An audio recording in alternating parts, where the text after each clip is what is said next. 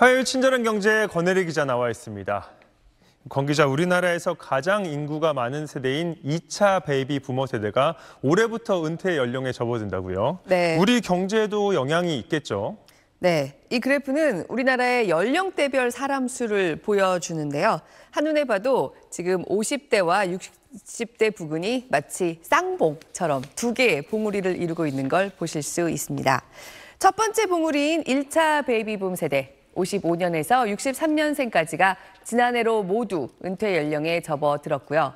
2차 베이비붐 세대라고 하는 64년에서 74년생, 954만 명입니다.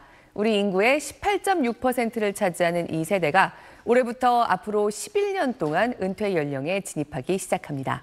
한국은행이 실제로 1차 베이비 부모들이 은퇴한 게 우리 경제에 얼마나 영향을 미쳤을까 먼저 추산해 봤는데요. 지난 2015년부터 23년까지 우리 경제 성장률을 연간 0.33%포인트 정도 하락시키는 영향이 있었던 걸로 추정된다는 결론이 나왔습니다. 워낙 우리 인구에서 차지하는 비중이 큰 세대였던 만큼 이들이 지난 9년간 노동시장에서 빠져나가면서 줄어든 생산 여력이 그 정도의 규모였다는 얘기입니다. 네, 안 그래도 인구 감소 때문에 걱정인데 또 하나의 걱정거리입니다. 네. 충격이 어느 정도일지 예상한 결과도 있나요?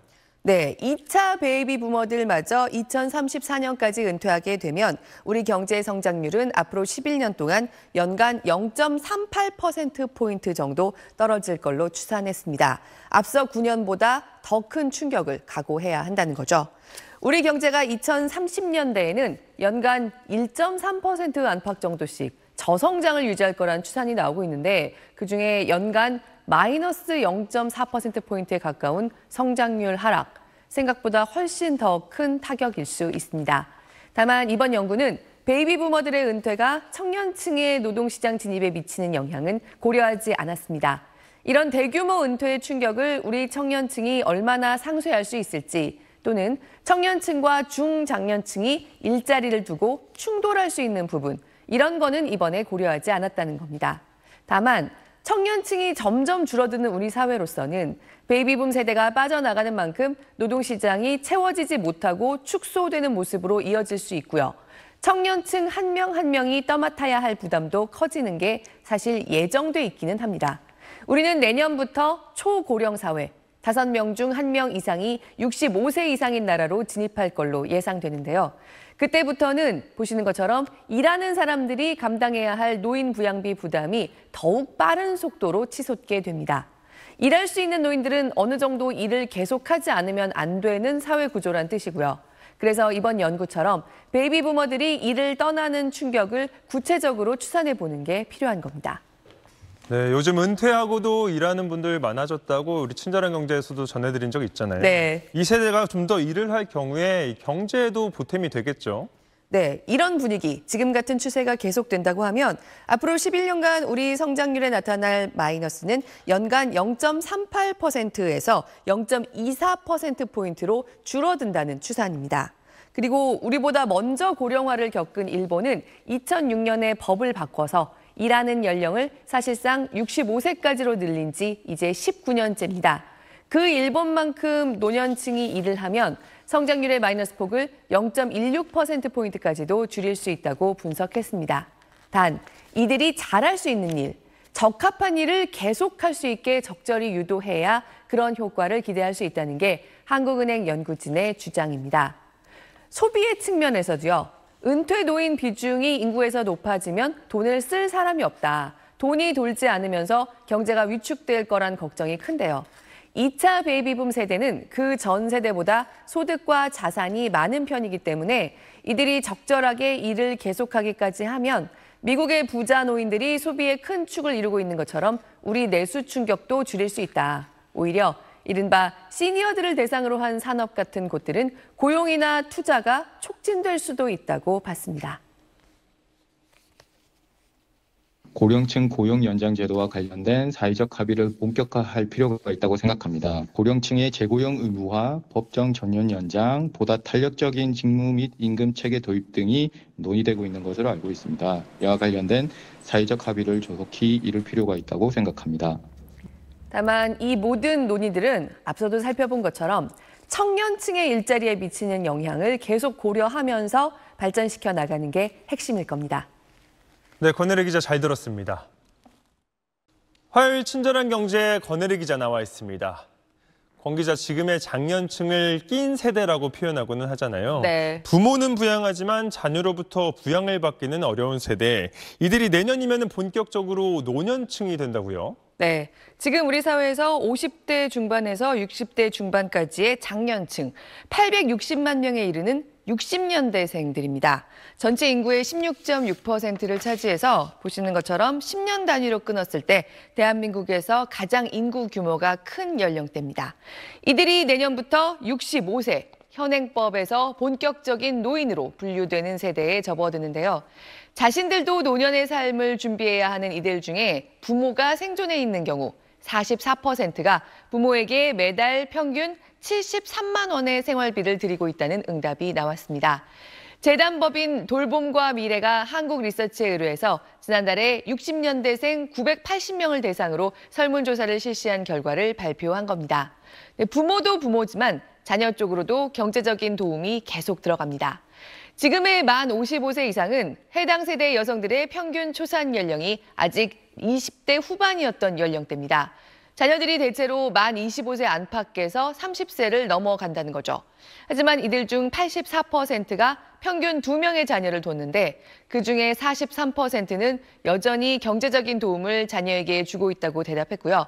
그 액수는 월 평균 88만 원 정도였습니다. 설문에 응답한 사람 중에서 15%, 그러니까 이 세대의 7명 중에 1명꼴로는 부모와 자녀 양쪽을 동시에 부양하고 있었습니다. 월 평균 164만 원이 들어갔습니다. 네, 매달 160만 원 부담이 참 큰 돈입니다. 네. 하지만 정작 본인의 노후는 스스로 책임져야 한다, 이렇게 생각하는 분들이 많았다고요? 네, 절대 다수인 89%가 자기 노후는 본인 스스로 책임질 생각입니다. 배우자라는 응답도 2%, 자녀는 1%에 불과했습니다. 노후에는 혼자 살고 싶다는 사람이 많은 것도 상당히 눈에 띕니다. 10명 중 3명에 가까운 28%가 노후엔 혼자 살고 싶다는 겁니다. 그런데 이게 소득에 따른 차이가 뚜렷했습니다. 소득이 높을수록 배우자와 함께 살고 싶어하는 비율이 더 높았습니다.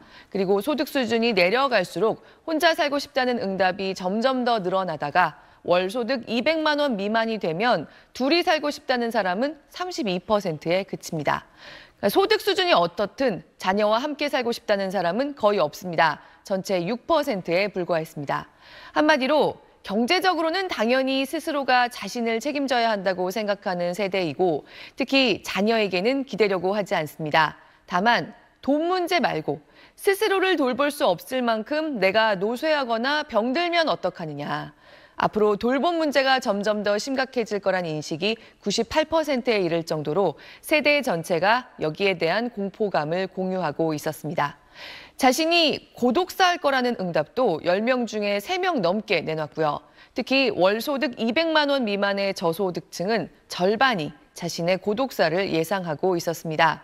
이 세대의 88%가 법적인 상속자보다 나를 간병한 가족에게 더 많은 유산을 상속하겠다는 응답을 한 것도 이런 분위기와 관련이 깊어 보입니다. 네, 부모와 자식 양쪽을 모두 부양하면서 스스로도 돌봐야 하는 이 버거운 처지인데 정작 이 은퇴해야 되는 시기는 계속 빨라지고 있잖아요.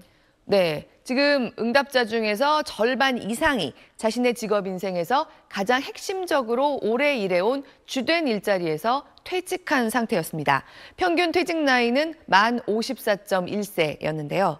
그나마 만 60세에서 64세 사이에서는 평균 56.7세의 퇴직을 경험했는데 50대 후반에서 퇴직을 경험한 사람들은 평균 50.7세 주된 일자리를 나왔다고 대답했습니다. 50대에 퇴직한 사람들에게 물어보면 좀 더 이른 연령대를 얘기하기 마련이라고 생각할 수도 있지만 사람 수로는 50대의 주된 일자리로부터의 퇴직을 경험한 사람들이 60대 응답자의 76% 정도였거든요. 사람 수 차이에 비해서 주된 일자리 퇴직 연령이 자의로든 타의로든 앞당겨진 분위기는 분명합니다. 이 연령대는 대부분 퇴직 후에도 일하고 싶어 합니다. 주된 일자리에서 나온 후에도 절반이 다시 취직하거나 창업했는데 퇴직 후에 평균적으로 2.3개의 일자리를 경험했습니다. 이들의 퇴직 이후의 기간을 고려해 볼 때 일자리의 불안정성이 높은 상태라고 미뤄볼 수 있는 숫자입니다. 그러니까 우리나라에서 가장 인구가 많은 세대가 여러 가지 문제를 안고 내년에 본격 노년층에 돌입하기 시작합니다.